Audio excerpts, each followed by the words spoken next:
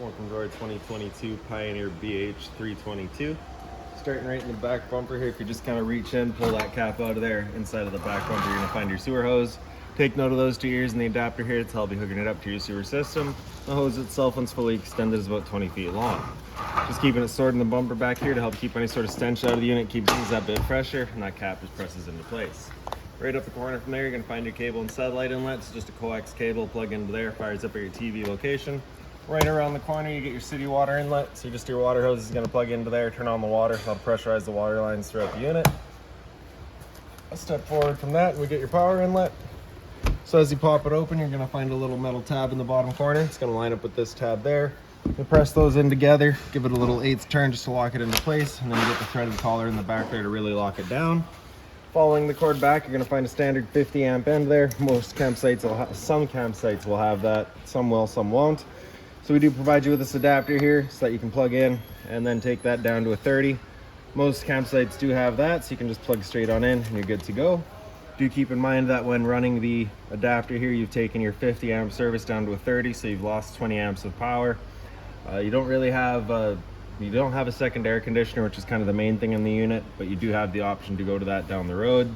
So if you're running off of the 30 amp adapter there, you'd only have use of one of the two air conditioners. For now, you've got full use of the unit even with the adapter. We also provide you with a 15 amp adapter, so if you're looking to plug into a standard household outlet, you got the power to do so.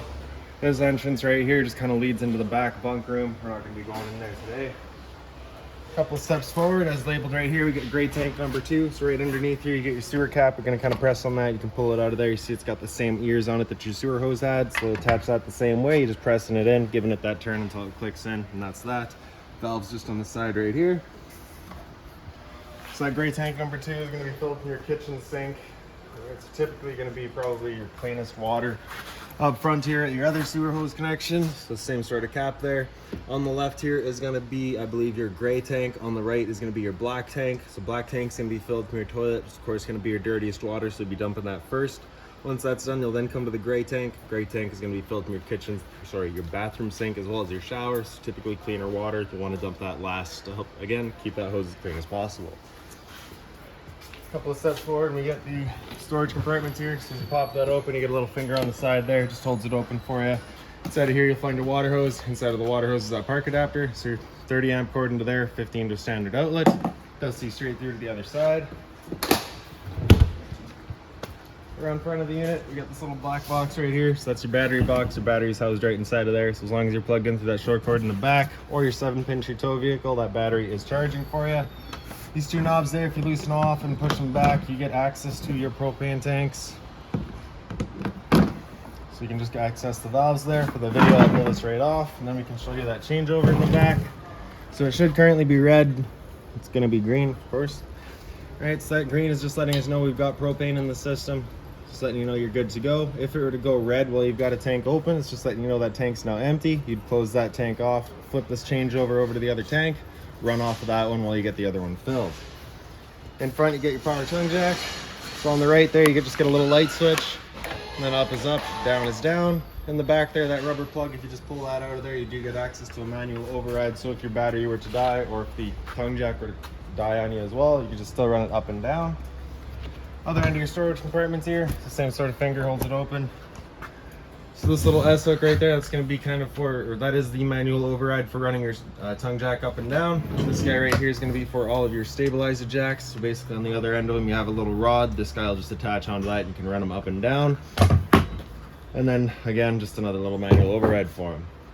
For your stabilizer jacks otherwise, they are electric, so you can just press extend. You see they make their way down. Now they do not level the trailer. As you can see, they do equalize. So you're not going to level the unit, but they will stabilize it. So once they contact the ground, you'll hear a bit of a whine on the motor. Once you hear that, you're going to stop. So we stop right there. Now if you're to continue extending, it can actually strip the gear set right out of the motor, which of course we don't want to be doing. A couple more steps back, we get your exterior shower here, so that just pops on open. You get your 3-foot hose with the standard head, hot and cold water, so if the dog's out getting muddy, you can spray him off before he goes inside. Once you're done, just tucking that hose back in there, just kind of click that head back into place, close her back up. Little T-latch there would just attach right into here just to hold that door open for you. That little sight right there comes right through to that little nut right there, which is going to be the manual override for your slide out. So again, if your batteries were to die on you, you can still run it in and out. As marked by this sticker right there, we've got all of our low point drains. So that one that's currently dripping, that is your fresh water tank drain. So we can just close that off now. 2 low point drains are right beside it. So those are tied into the water system of the trailer. So basically you just open those up, just allows the water system to drain itself out. Purpose of that would be if you're leaving the trailer for a while and you don't want your water going stale or stagnant, or if you're getting ready to winterize the unit, you just want to get all the water out before pumping antifreeze through. Up from there is kind of your exterior kitchen. So your key will fit right into there. You can open it up. Then you can see you get your little fridge up top here. So that is a 120 volt fridge. So as long as you're plugged in, this guy's going for you. Temp selection's right in the back corner. Underneath it, we got your griddle. So travel latch on the right side, we're just gonna undo that. Then you can slide it on out. Then the hose is gonna come down underneath. And you get a quick connector right down here. So you're gonna pull that plug out of there. You can push that collar back. Once you have that connected and the collar pulled back, you can take that valve here and turn that on. With that valve turned on, you cannot undo that quick connect collar, so it's just kind of an added safety. And then the griddle top is gonna get flipped over.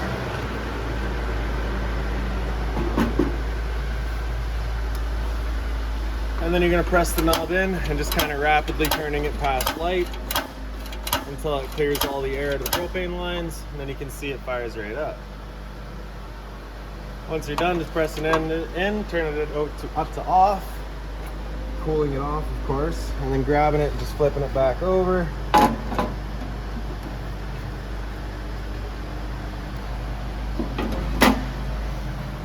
Turn off the flow of propane, undo the quick connect, put the dust cap back in place, and then it just tucks back away. When you have it open, you do have this latch here as well, so you can just kind of latch it kind of open, right, just so that it's not flying away on you.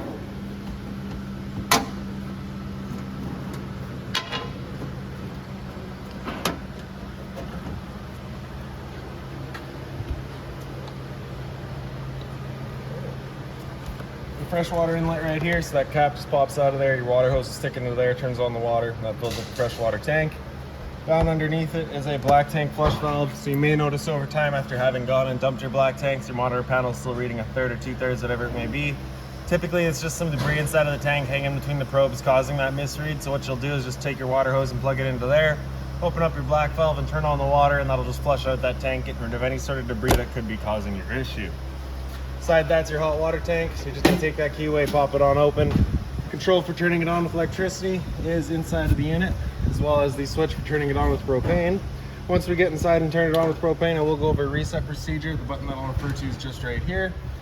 Before turning it on with either source, you just want to hit this relief valve right there. Make sure that shot of water comes out. That bit of water coming out of there is just letting you know its tank is full. It's safe to fire it up, and you're not going to burn anything out by doing so. Once you're done, just closing it back down, lock it with the keyway.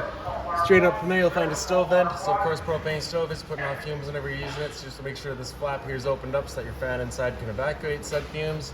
Up from there, you'll find your 2 exterior speakers. And then down a bit from there, you'll get your fridge vent. So basically just for service back there, nothing really for you to worry about. Down below that is just the exhaust for your furnace. So just to make sure it's not blocked off if you're ever running it. Power outlet right there, GFI protected, resets just inside of the unit. Cable and satellite outlet down below it. And then in the back, you get the same switch for the same sort of power stabilizer in the back.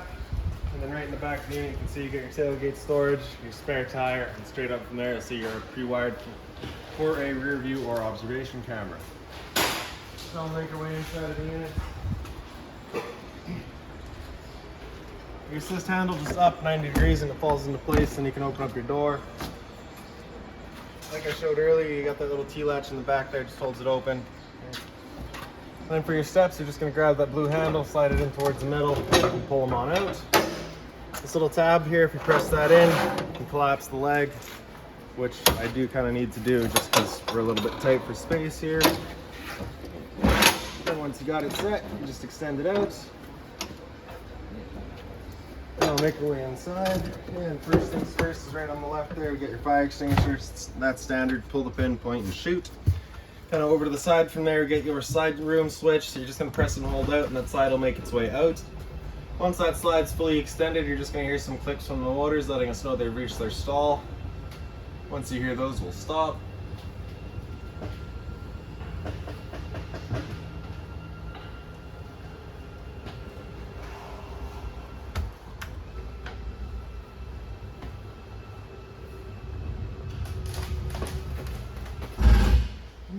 Beside that, we get your monitor panel. So you can see in the top left here, you got battery. So you can see you're currently 12.3, so that is a charging voltage, that's good. And then as it goes down, you get all the other numbers there.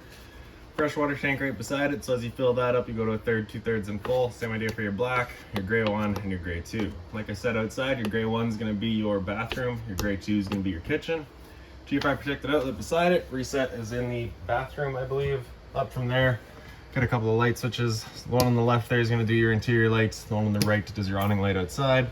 Your awning light itself is just on this switch right here. So press and hold extend and that awning will make its way out.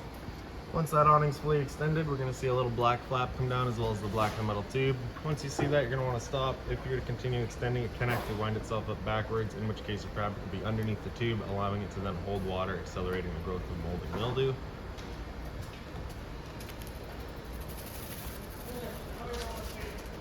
So there's our flaps, so we'll stop right there.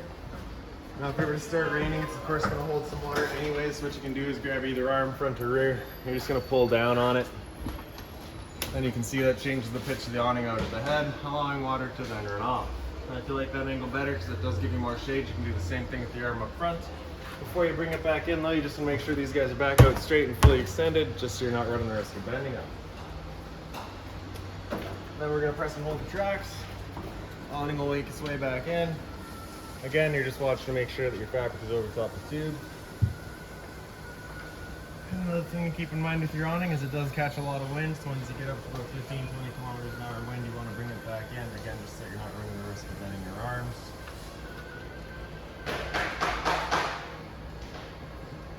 And so while we're waiting on that, we'll quickly go over the water pump. So that's just back at the monitor panel here. So water pump's in the top corner there. Just turn that on, turns on your water pump, drawing out a fresh tank to pressurize your lines. Water heater on gas is right down below it. So you turn that switch on, you get that little light there letting you know it'll turn on. That light there, once you turn that water heater on, you get this little light down here letting you know the ignition sequence will start. Once that sequence has started, this light will go out. It'll try that 3 times. If after the 3rd try it hasn't fired up, at that point that light's going to come on and stay on. Then you'll go and use that reset button that we'd shown you. So sat right here, you can hear the click of the igniter and the whir of the flame. We know that tank is good. Turning it on with electricity, you just got that switch down below. Just turn that on, fires it up with electricity. Around the corner, we got your kitchen here.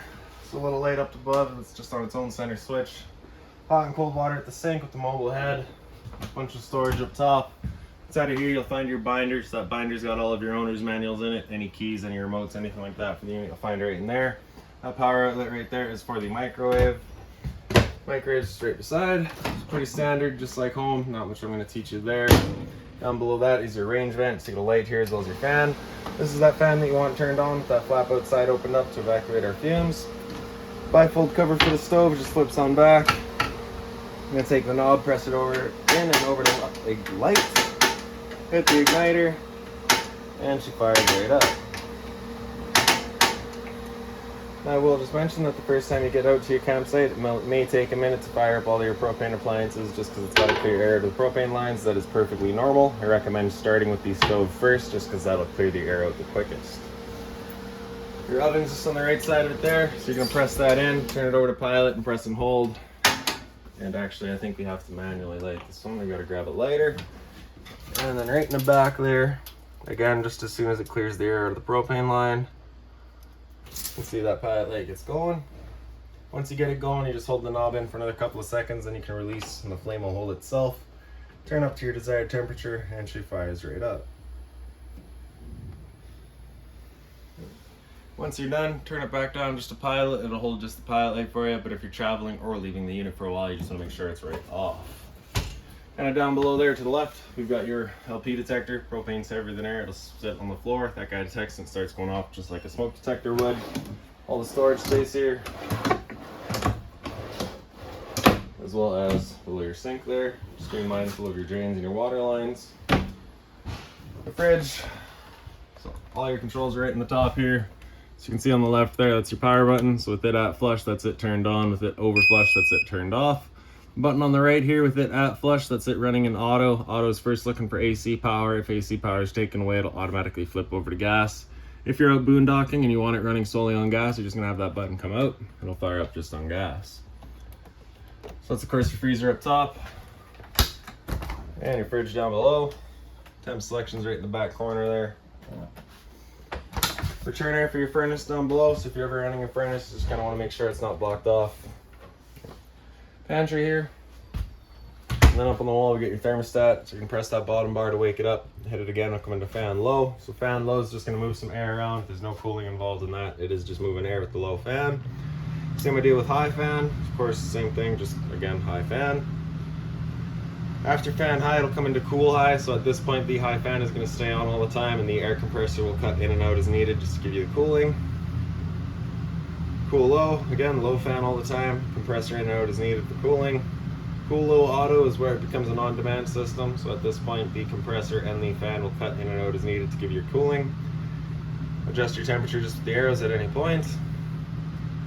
Cool high auto, same idea, high fan on demand.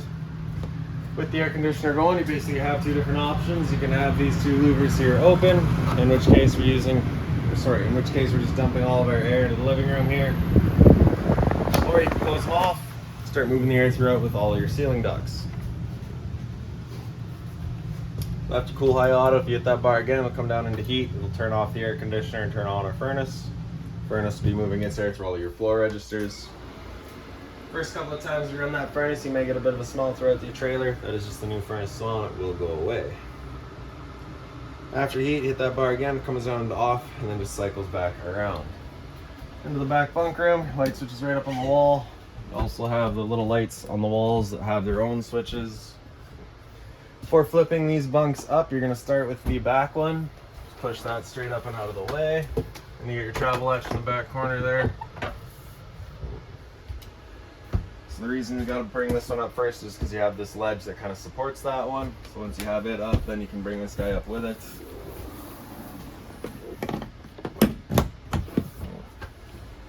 And then this piece here does also fold over. And then you've got the two mattress, or two foamies there at least, that you can kind of lay down over top of it and create the bed. There is also two other cushions here. I could not figure out where they went, but what's wrong with extra cushions?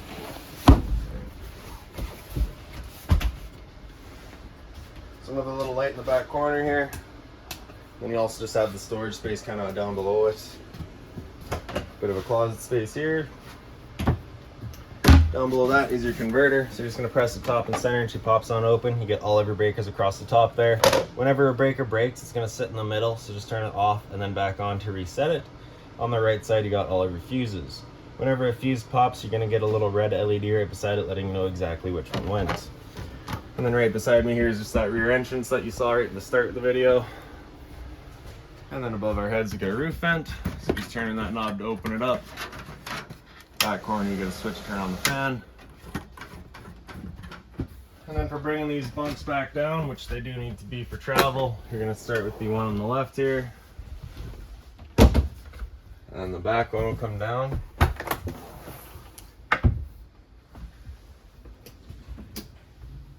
Over on this side here, I believe there is a TV backer somewhere. You got your cable and satellite outlet for it, as well as your power outlet. Right above the dinette is your smoke detector.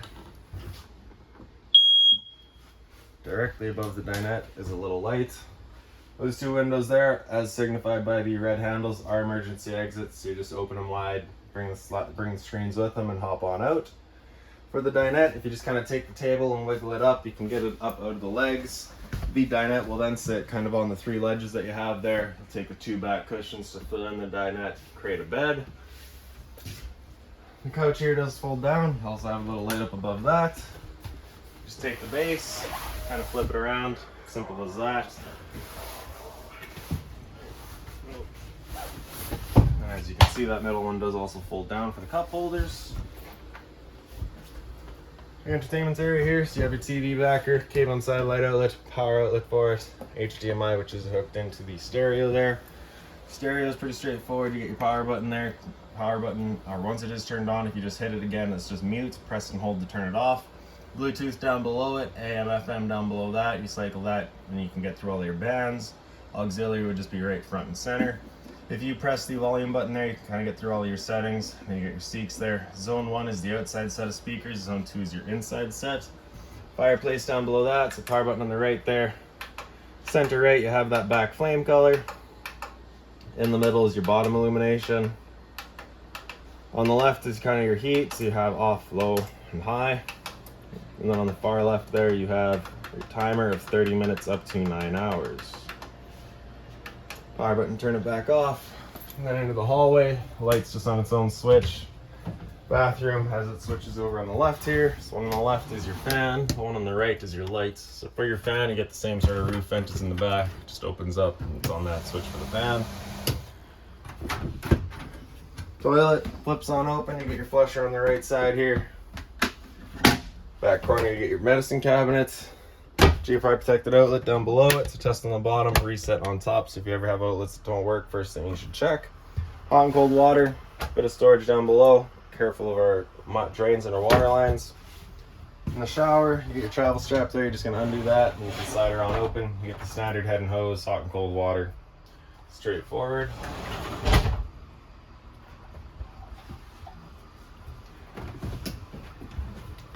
And now lastly, the bedroom. So into here, the light switch is kind of up on the wall. You have an emergency exit here. The blinds throughout the unit are still on that tension system. They just sit where you leave them. For the emergency exit, pull on that red tab to get rid of the screen. Take this handle here, throw it outside, hop on out. A little bit of closet space here with CPAP access in here as well as also a little light. There is a USB outlet on the light as well for phone charging. We pick up the foot of the bed, you get access to a little storage compartment. And right over at the head there, you do also have another little kind of light there. And then same sort of closet space here, CPAP access, light with the USB outlets. And then right beside me, there's closet space. TV backer in the wall, cable and satellite outlets, as well as your antenna outlet. Turning that antenna on, you just hit that button right there. Gives you that little green light letting you know it is turned on. Simple as that. And then lastly, I guess you are just pre-wired for Wi-Fi. So if you're looking to go that route, it's getting installed right there. So that's about it for this unit. If you've got any other questions on it, please feel free to give us a call, 204-237-7272.